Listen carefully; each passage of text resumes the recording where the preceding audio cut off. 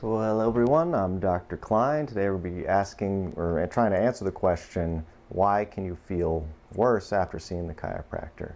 And does that last? Does that happen every time you see the chiropractor? Or is it just your initial visit?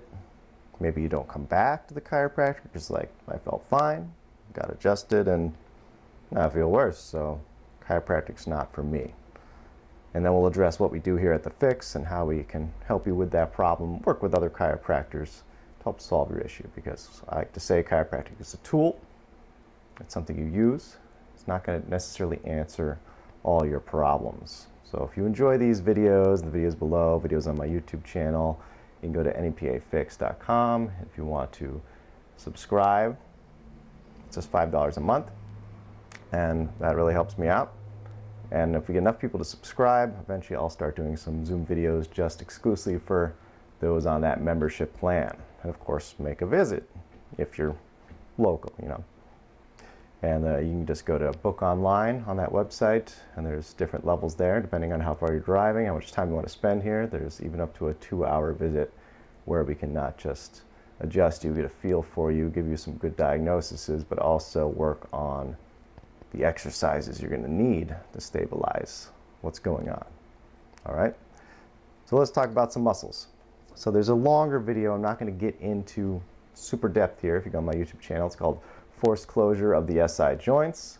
I've recently gone through and kind of cut out some parts, and there was a live class I did where I patched in some clips from that to help give you a broader understanding, some balance of, okay, here's the anatomy, sciencey nerdiness behind it, and then here's here's what you can actually do. Here's some movements, and those are mostly examples, trying to give you principles behind the ideas behind these slings of the body, and that's what we're going to talk about today. These slings of the body and how they can be problematic, and you don't actually know that they're problematic because you don't feel it. It's like when I go and I get some body work done, and somebody's digging into a spot that I didn't know was a problem, right? And it's, oh, that's so tight, that's so sore. It's just because they're digging in there, right? No, there's problems there. There's either restricted tissue there, or the muscle is, you can think of like a rubber band. You know, rubber band is overused, overstretched. You know, it's bound across a couple books. It's going to be overstretched.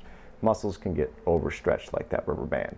Or if a rubber band is just stuck in one position, and it's, you know, the environment, you know, it's hot, and it's dry, and it's getting cracked, and it's just stiff, right? You can think of your muscles and your tendons a little bit like that.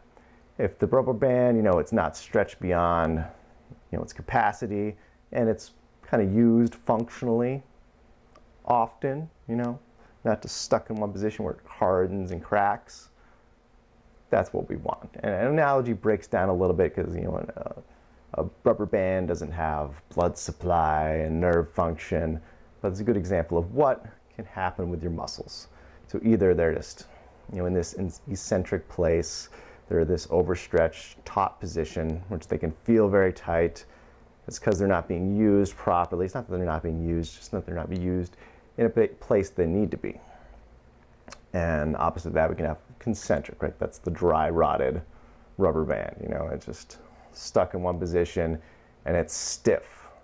So when these muscles aren't working together, because, you know, if one muscle's stiff, think about its antagonist, think about the bones it attaches to, and those are the fulcrum points. You know, we get kind of focused too much on the joints of the spine as chiropractors, not thinking that, oh, these muscles attach.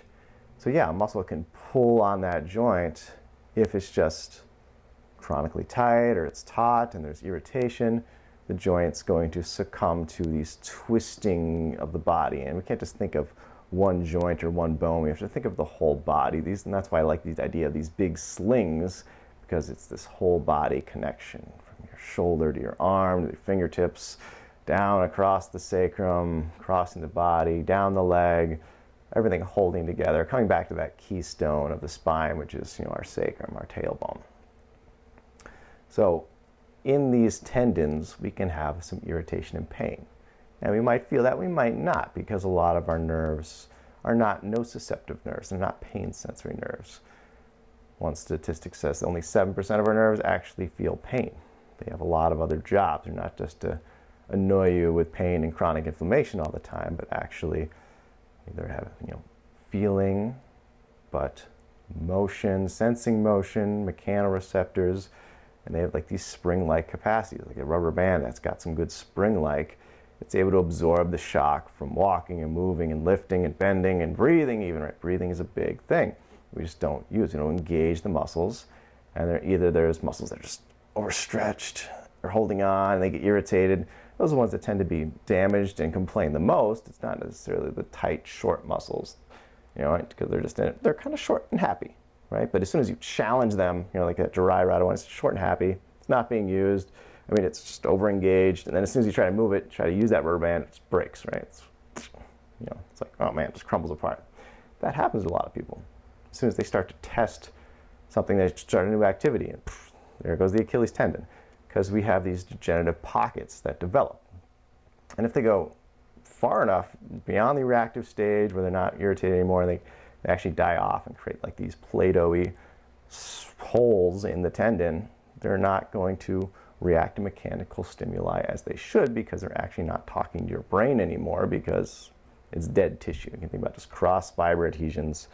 That tendon isn't reacting like it should be, and that tendon might not even bother you. It might be the ankle that starts bothering you, the joints, the ligaments that start bothering you, your knee or your hip. So we'll look at a few of the muscles right here. We got a little chart. The big muscles that I always like to talk about are these psoas. And we'll show you on Phil what they look like, but now we can actually see them.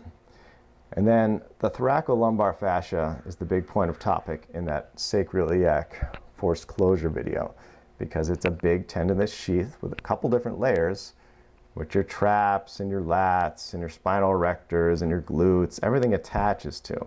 So a lot of chronic low back pain might not actually be the joints of the spine. If we spin Phil around here, we can see it's not necessarily these joints that might be irritated, but all this tendinous tissue that's around them.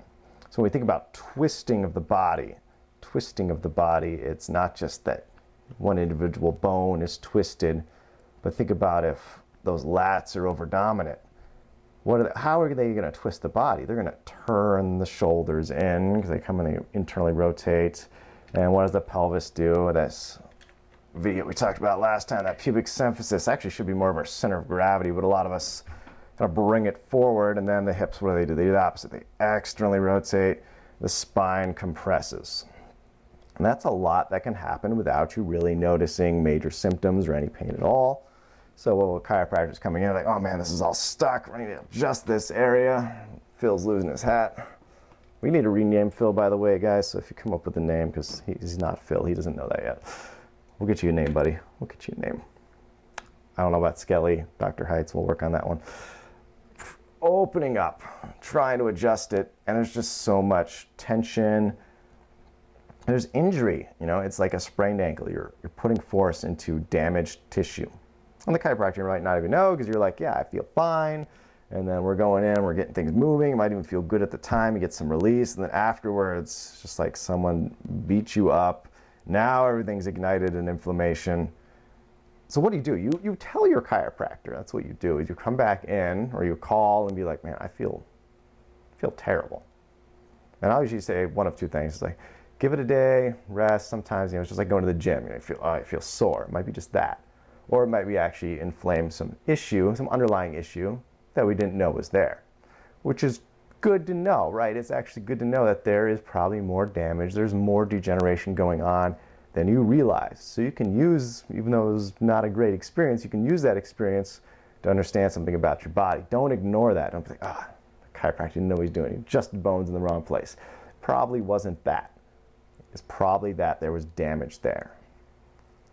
And you can even feel it sometimes, just touching in the spine, they're feeling, you're like, oh, that's sore. And you forget about it, that when he was touching your spine, there was these, tendons just felt odd and tight and sore. And it's like, well, no one touches me there. Because, you're putting mechanoreception in there, and then you're realizing that there is damage there. There is compression. There is this twisting going on in the body that we're not necessarily aware of. So chiropractic is a good tool to help you be aware of what's going on in your body. As they're moving you, you're going to notice things. Oh, that's hips impinged, and I didn't realize that I was actually stiff there. I thought I had good mobility.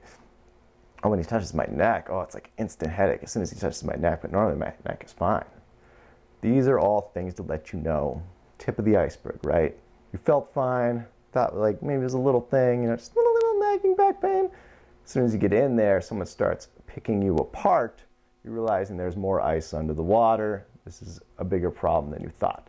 And usually this is how it is, right? Even when I'm exercising and I'm doing my foundation training, I'll notice in the decompression stance, I'll notice areas that feel, oh man, that lower T12 rib on the left, I didn't notice that. That's tight. And as we start expanding and working these slings of the body, you're going to notice how they're not working correctly. And when the tendons and the muscles aren't working correctly, the joints start to take the hit, right? Either because those muscles can no longer absorb the shock of normal movement, and we're not just saying like shock of like you doing like high jumps or box jumps or something like that, just walking, bending, breathing, right? Breathing could be a shock to the joints.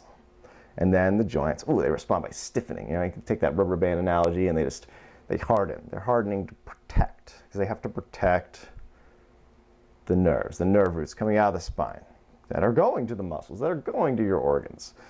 If those nerves get irritated, it could cause critical damage.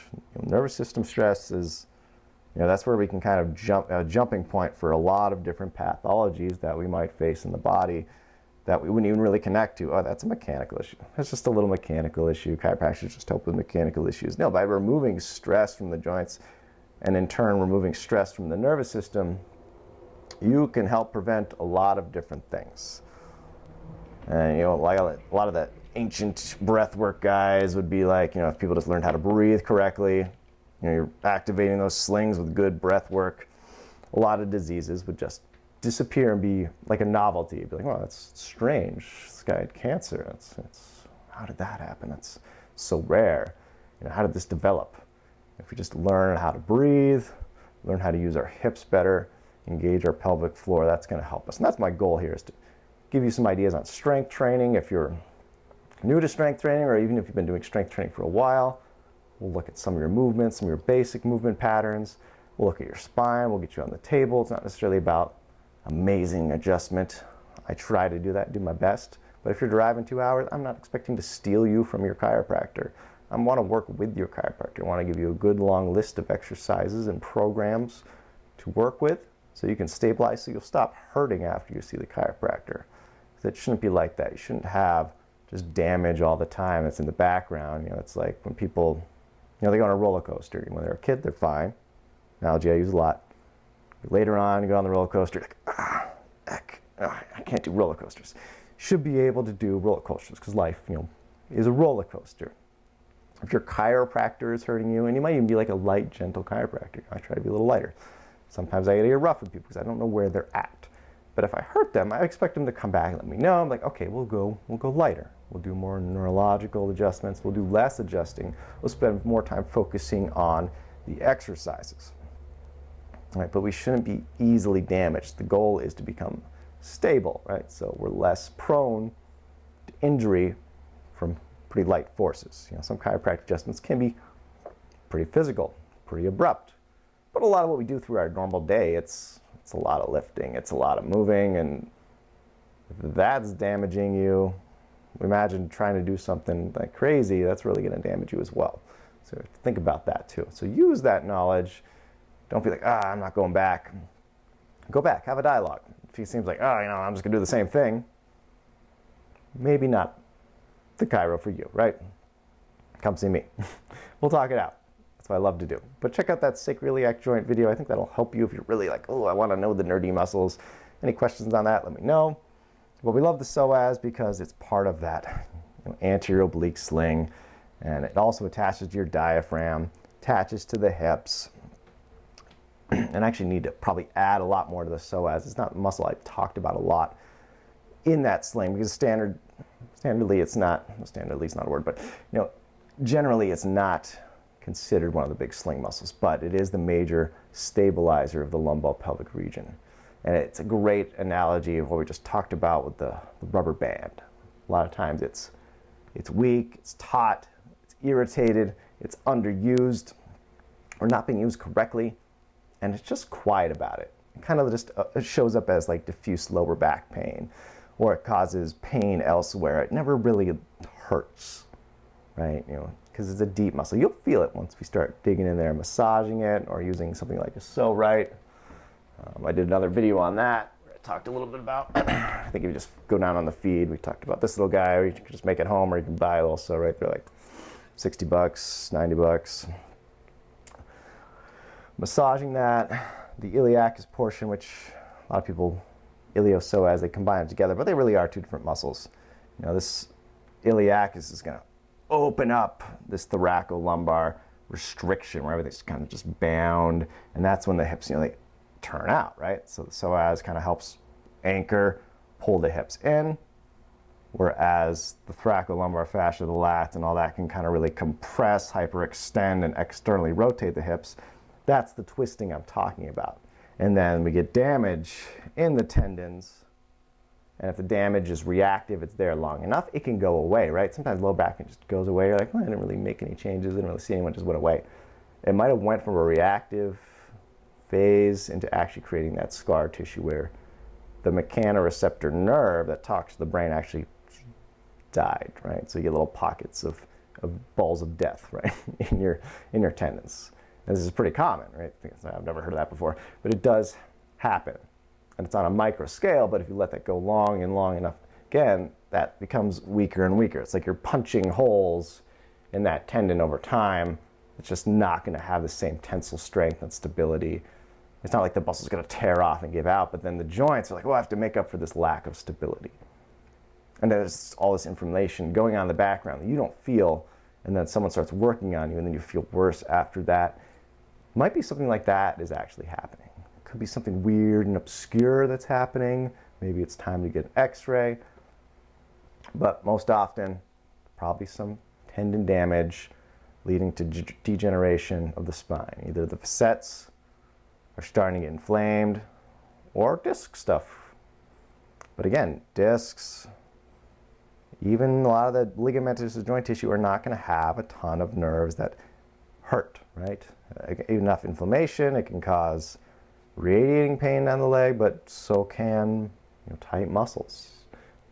Glute medius, you know, which attaches trochanter your ilium, can be irritated, be tight, and give you a sciatic type referral pattern, just like, you know, classic sciatica would be. You know, classic sciatica, there's so many different causes of it. It could be the piriformis muscle that's pinching on the nerve, but it's usually like, you know, it's a direct irritation to a nerve root, or, you know, even like I call it traction sciatica, where everything's kind of pulling up, it's stiff because we breathe from our shoulders, and that's pulling on the spinal cord, causing radiculopathy pain down the leg. So it could be so many different causes, and we just think, oh, it's the joints, it's the joints, it's the joints, when we don't look at the muscles, and we don't train the muscles. We have to train the muscles to work properly. All right, so I'm going to flip the phone around, see if there's any quick questions, and I'll address those, but hope that helped.